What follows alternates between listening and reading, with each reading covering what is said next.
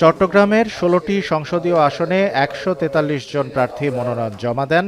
যাচাই শেষে ৩৮ জনের মনোনয়ন বাতিল এবং ২ জনের মনোনয়ন স্থগিত করা হয়। রোববার বাছাইয়ের শেষ দিনে চট্টগ্রাম ৯ আসনে জামায়াতে ইসলামীর প্রার্থী ডাক্তার এ.কে.এম. ফজলুল হকের মনোনয়ন বাতিল করা হয়। দ্বৈত নাগরিকত্বের কারণে তার প্রার্থিতা বাতিল হয়েছে বলে জানান রিটার্নিং কর্মকর্তা। আমার দ্বৈত নাগরিকত্ব সারেন্ডার করে অ্যাপ্লিকেশন দিছি এবং তারা আমাকে আগামী ৫ তারিখ অ্যাপয়েন্টমেন্ট দিছে।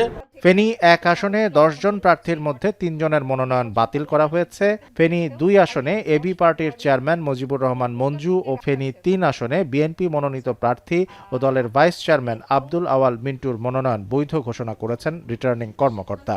দিনাজপুর ৩ আসনে মৃত্যুজনিত কারণে বেগম খালেদা জিয়ার স্থলে বিকল্প প্রার্থী হিসেবে সৈয়দ জাহাঙ্গীর আলমের মনোনয়ন বৈধ ঘোষণা করা হয়। ফেনী এলাকায় যেহেতু আমাদের নেত্রী এলাকা ছিলেন, এটা একটা ভিআইপি এলাকা ছিলেন, ইনশাল্লাহ আমি কোনো চাপ মনে করছি না। নওগাঁ ৪ আসনে ৭ জন প্রার্থীর মধ্যে ৪ জনের মনোনয়ন বৈধ ঘোষণা করা হয়েছে। ময়মনসিংহ ৭ আসনে হলফনামায় মামলা সংক্রান্ত তথ্য গোপনের অভিযোগে বিএনপির প্রার্থী ডাক্তার মাহবুবুর রহমান লিটন সহ ৬ জনের মনোনয়ন বাতিল করা হয়। ভোলার ৪টি সংসদীয় আসনে যাচাই শেষে ২৪ জনের মনোনয়ন বৈধ এবং ৭ জনের মনোনয়ন বাতিল ঘোষণা করা হয়। ভোলা ১ আসনে বৈধ ঘোষণা করা হয়েছে আন্দালিব রহমান পার্থের মনোনয়নপত্র। নরসিংদীর ৩টি আসনে ৪ প্রার্থীর মনোনয়ন অবৈধ ঘোষণা করা হয়। নেত্রকোনা ১ আসনে বিএনপির ব্যারিস্টার কায়সার কামাল এবং নেত্রকোনা ৪ আসনে লুৎফুজ্জামান বাবরের মনোনয়ন বৈধ ঘোষণা করা হয়েছে। কিশোরগঞ্জের ৩টি সংসদীয় আসনে যাচাই বাছাই শেষে ১৮ জনের মনোনয়ন বৈধ ও ১৪ জনের মনোনয়ন বাতিল করা হয়। বাতিলদের মধ্যে জাতীয় পার্টির মুজিবুল হক চুন্নু রয়েছেন। বিএনপি এবং সকল অঙ্গ সংগঠন কটিয়াদি পাখন্দিয়ার থেকে ব্যাপক কর্মকাণ্ড চালিয়ে যাচ্ছি আমরা। পিসাব চরমনাই একজন যোগ্য নেতা, তার দল একটি গ্রহণযোগ্য দল। কুষ্টিয়ার ৪টি সংসদীয় আসনে ৩৩ জন প্রার্থীর মধ্যে ৬ জনের মনোনয়ন বাতিল করা হয়েছে, অধিকাংশই স্বতন্ত্র প্রার্থী। সিরাজগঞ্জের ৬টি সংসদীয় আসনে মোট ৪৫টি মনোনয়নপত্রের মধ্যে ৩২টি বৈধ ও ১৩টি বাতিল হয়েছে।